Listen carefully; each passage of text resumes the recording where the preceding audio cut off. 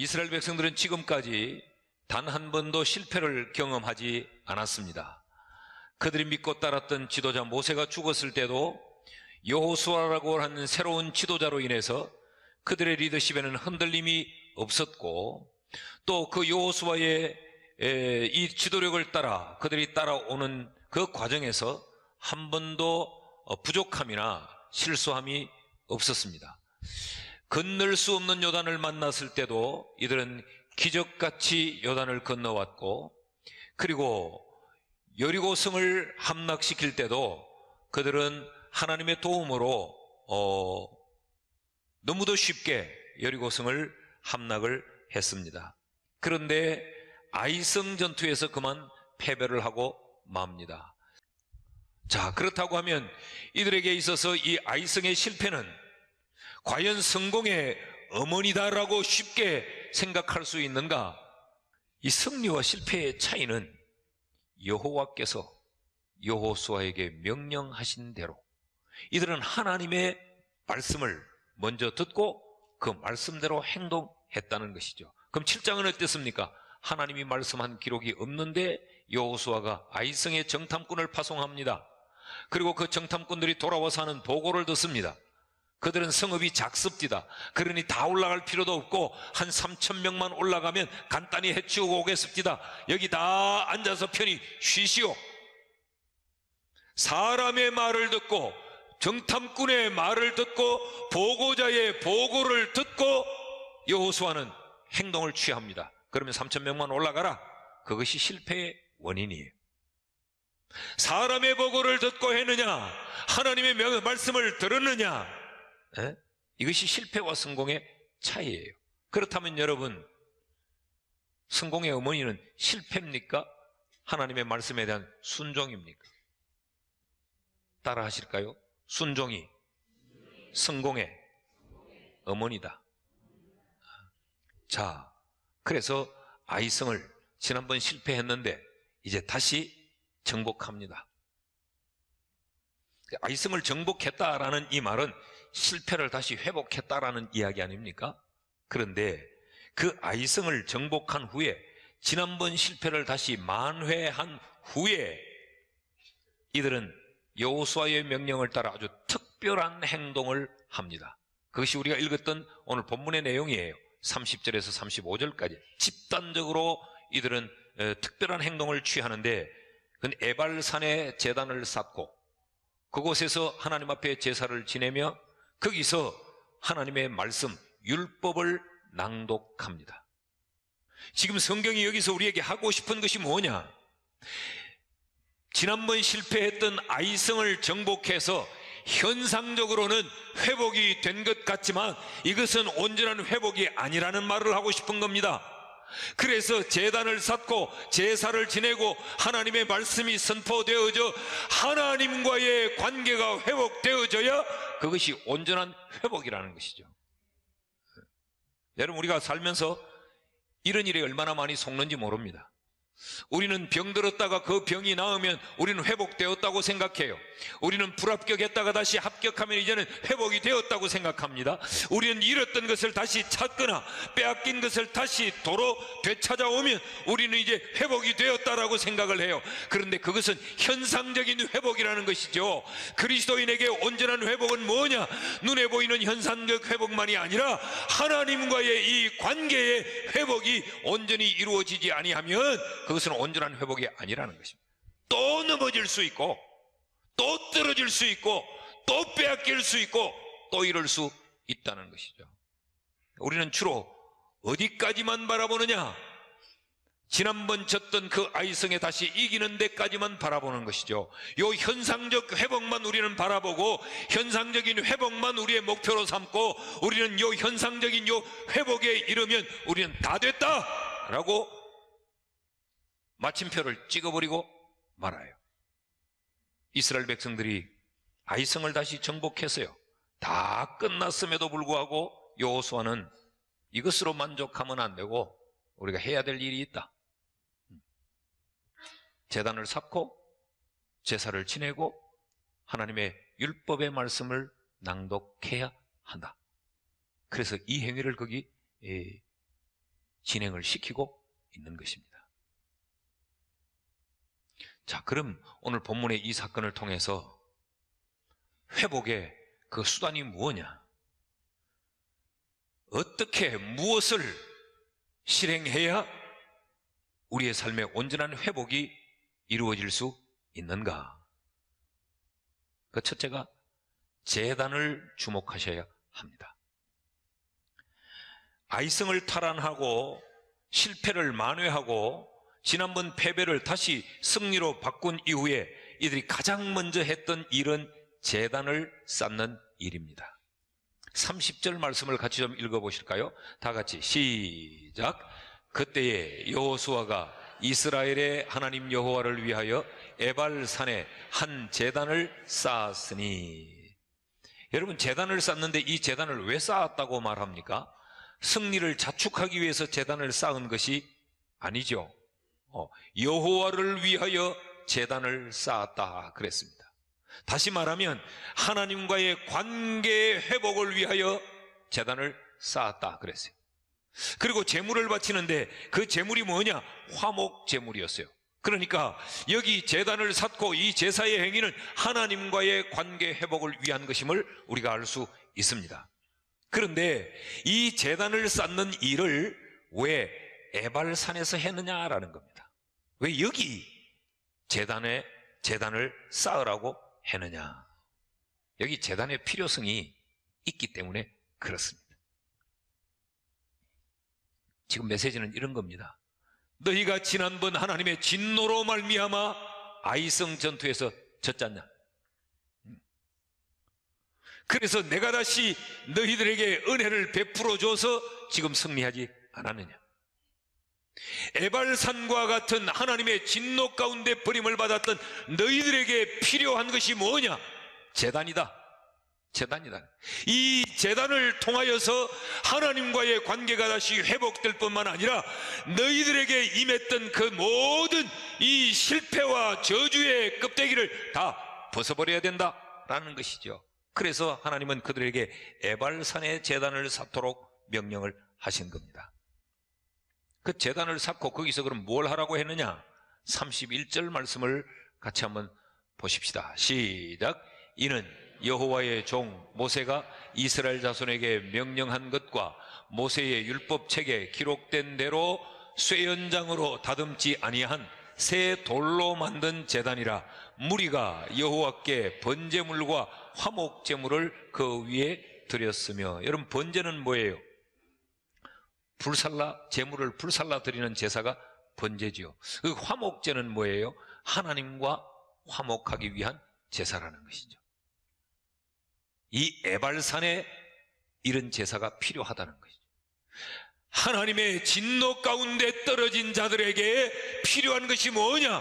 회복을 위하여서 제단이라는 겁니다. 여기 번제물과 화목제물을 드리라, 그 말은 거기서 너희들이 하나님의 진노를 받을 만했던 그 죄를 죽여라는 이야기입니다.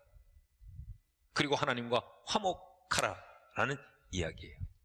그러니까 이 제단은 그리심에 필요한 것이 아니고 에발에 필요한 겁니다. 실패한 자에게, 버려진 자에게, 절망의 자리에 있는 자에게 이 제단을 쌓는 일이 필요하다는 것이죠. 그러면서 32절에는 뭐라고 말합니까? 읽어봅시다. 시작.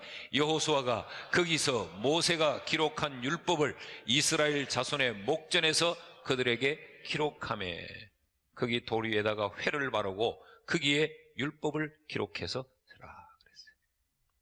그리고 그 위에 제물을 놓고 제사를 지내라. 너희는 하나님의 말씀에 불순종한 자들이다.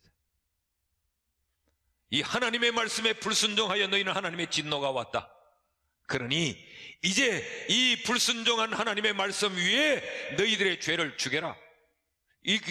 이렇게 제단에서 제사를 지냄으로 말미암아 율법이 너희들을 고발하지 못할 것이며 그 말씀으로 인해 너희가 족쇄에 채워지지 않을 것임을 우리에게 말하고 있는 것입니다. 그런 의미에서 여러분, 우리에게도 회복이 필요하지 않습니까? 바르게 살아보려고 했고, 예배를 드릴 때마다 우리가 마음의 결심을 하고 기도하고 했지만, 그런데 하나님의 그 명령에 온전히 순종하지 못함으로 우리의 삶이 에발산 같은, 우리는 그리심을 바라보고 그리심산으로 가고자 하는데 내 삶의 현장은 오늘 이 척박한 에발산 같다면 무엇으로 회복할 수 있느냐?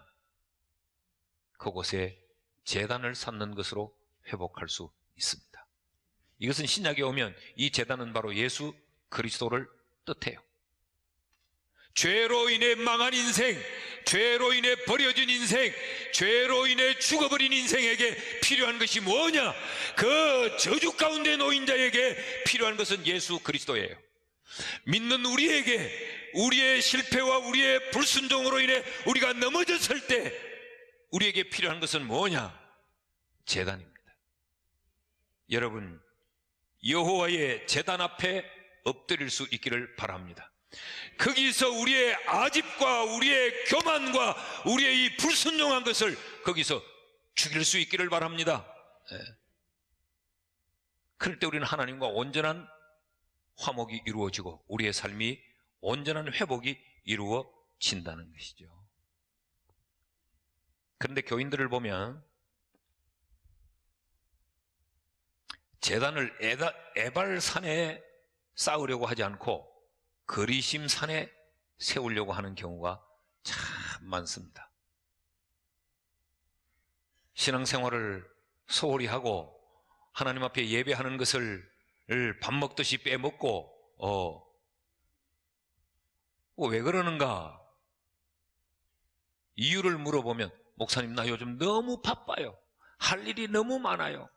목사님 요즘 사는 게 너무 힘들어요. 내 삶이 너무 척박해요. 그러니 예배하러 갈 시간이 없다는 거지. 내가 너무 상처가 커 아파요. 그래서 이 아픔 때문에 제단을 쌓을 수 없어요. 목사님 내 삶이 산산조각이나 다 깨졌어요. 그러니 이것이 다시 싸매어지고 이것이 다시 회복되기 전까지 예배할 여유가 없다는 거지. 그래서 이게 해결이 되면, 이 깨진 것이 다시 온전해지면, 이 정신없는 이 삶이 정돈이 되면, 오늘 이렇게 힘든 것이 해결이 되어서 평안해지면 그때 제단을 쌓으려고 합니다. 그러니까 그리심산에 제단을 쌓으려고 하는 거죠. 성경은 에발산에서 제단을 쌓아라라는 것입니다.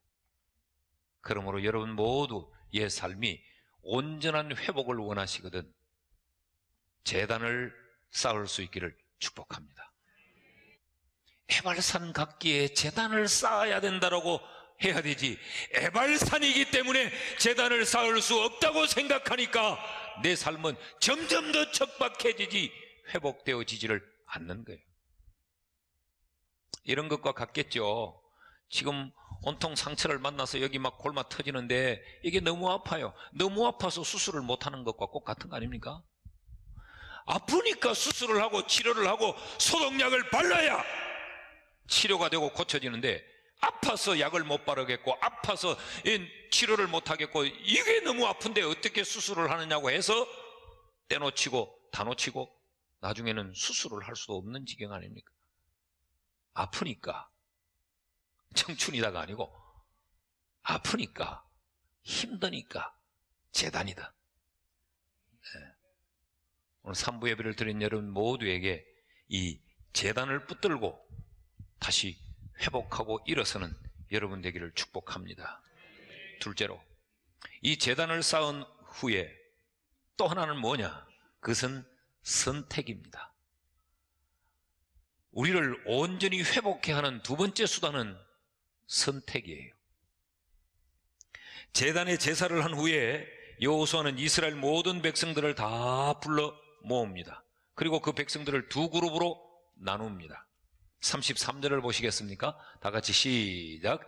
온 이스라엘과 그 장로들과 관리들과 재판장들과 본토인뿐 아니라 이방인까지 여호와의 언약궤를 맨 레위 사람 제사장들 앞에서 궤의 좌우에 서되 절반은 그리심산 앞에 절반은 에발산 앞에 섰으니 이는 전에 여호와의 종 모세가 이스라엘 백성에게 축복하라고 명령한 대로 함이라. 지금 이 배경은 구약성경 신명기 27장이 그 배경인데, 세겜 골짜기로 이스라엘 백성들을 다 데리고 가서는 여호수아가 하나님의 율법을 낭독합니다. 34절을 읽어봅시다. 다 같이 시작. 그 후에 여호수아가 율법책에 기록된 모든 것대로 축복과 저주하는 율법의 모든 말씀을 낭독하였더라. 그런데 이제 여호수아가 먼저 신명기 27장을 보면 여호수아가 먼저 축복의 말씀을 쫙 낭독을 하면 그리심산에 있던 사람들이 그 말씀을 받아서 에발산에 있는 사람들을 향해서 그 말씀을 외칩니다. 그러면 이제 저주의 말씀이 나올 때는 여호수아가 쭉 저주의 말씀을 읽으면 그다음에 에발산에 있는 사람들이 그 말씀을 받아서 축복의 산 그리심산에 있는 사람들을 향하여 외칩니다. 에발산 정상에서 그리심산 정상까지는 3km가 되는 엄청 먼 거리에 떨어져 있습니다. 그런데 어떻게 이 소리가 그렇게 들려졌을까? 이게 신기해요. 여러분 3km 밖에 서 있는 사람들에게 그 소리를 한다고 그게 전달이 되고 들려지겠느냐? 잘 들립니다. 캐넌 스트리트너라는 사람이 사람들을 몇백 명을 데리고 실험을 해본 거예요. 도저히 상식적으로는 들리지 않을 것 같은데, 그래서 한 부류는 그리심산의 허리에 세우고 또 한 부류는 에발산 허리에 세워놓고 여기서 소리를 말했더니 저기서 받아 들리고 그 사람들이 거기서 받아서 다시 또 옮기더니 여기 들리는, 그 계곡이 기가 막힌 이 찬양 처리가 돼 있는 거예요. 이게 너무 잘 된, 이 공명이 너무너무 잘 이루어질 수 있도록 되어 있는 거예요. 그래서 이 캐넌 스트리트너라는 사람이, 야, 성경은 부인할래야 부인할 수가 없구나.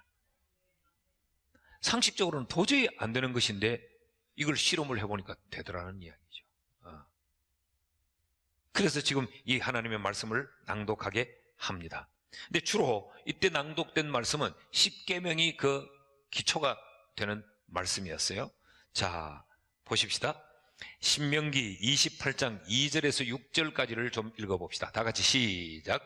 내가 내 하나님 여호와의 말씀을 청종하면 이 모든 복이 네게 임하며 네게 이르리니 성읍에서도 복을 받고 들에서도 복을 받을 것이며 내 몸의 자녀와 내 토지의 소산과 내 짐승의 새끼와 소와 양의 새끼가 복을 받을 것이며 네 광주리와 떡반죽 그릇이 복을 받을 것이며 내가 들어와도 복을 받고 나가도 복을 받을 것이니라. 할렐루야. 읽기만 해도 얼마나 좋아요. 우리가 이 말씀 많이 들었던 말씀 아니에요? 뭐 떡반죽 그릇이 복을 받고 성읍에도 복을 받고 들에서도 복을 받고 나가도 복을 받고 들어와도 복을 받고. 나는 여러분이 이런 복 받게 되기를 축복합니다. 이 복의 이름이 뭐냐? 이게 나들목 축복이요. 들어가도 받고 나오며 받고 나오며 들어가며 받는 이 나들목 축복이요. 네 소생만 복을 받는 것이 아니라 네 집에 있는 짐승의 새끼까지도 이 복을 받을 것이고 들에서도 이런 복을 받고 성읍에서도 이런 복을 받고. 근데 이 조건이 뭐예요? 내가 네게 명령하는 내 말을 온전히 청종하면, 그 말 순종하면 복이다는 이야기죠. 이 말씀을 그대로 반대로 뒤집어서 저주의 말씀을 이렇게 해놓았습니다. 그 다음 이어지는 15절에서 19절까지 읽어봅시다. 시작. 네가 만일 네 하나님 여호와의 말씀을 순종하지 아니하여 내가 오늘 네게 명령하는 그의 모든 명령과 규례를 지켜 행하지 아니하면 이 모든 저주가 네게 임하며 네게 이를 것이니 네가 성읍에서도 저주를 받으며 들에서도 저주를 받을 것이요 또 네 광주리와 떡반죽 그릇이 저주를 받을 것이요 네 몸의 소생과 네 토지의 소산과 네 소와 양의 새끼가 저주를 받을 것이며 네가 들어와도 저주를 받고 나가도 저주를 받으리라. 이게 나들목 저주입니다. 나오미 저주받고 들어가면 저주받고 끝난 인생이에요. 자, 이 말씀을 여호수아가 읽고 이 말씀을 축복의 산에서 외치고 이 저주의 산에서 외치도록 한 이유가 뭐냐? 선택하라는 것입니다. 앞으로도 가나안 정복을 위해서는 우리가 많은 전쟁을 치르며 살아가야 될 이 삶이 있는데 이 가나안에서의 삶을 승리로 살기 위해 누리며 살기 위해 복을 복으로 거머쥐기 위해 선택해야 된다. 저주를 선택할 것이냐 축복을 선택할 것이냐 순종을 선택할 것이냐 불순종을 선택할 것이냐 선택하라는 것이죠. 선택이 이렇게 중요하다는 것입니다. 여러분, 이스라엘 백성들의 7장에서의 그 실패는 불순종을 선택했기 때문에 당한 결과요, 8장에서의 이 승리는 그들이 순종을 선택했기 때문에 가져온 결과입니다. 하나님은 우리에게 우리를 기계처럼 사용하지 않고 하나님은 우리에게 축복과 순종의 두 길을 놓아두시고 축복과 저주의 길을 놓아두시고 순종과 불순종으로 우리에게 선택권을 넘겨주셨습니다. 여러분은 생명나무를 선택하시겠습니까? 멸망나무를 선택하시겠습니까? 그러면 순종을 선택하셔야 합니다. 우리 모두가 선택의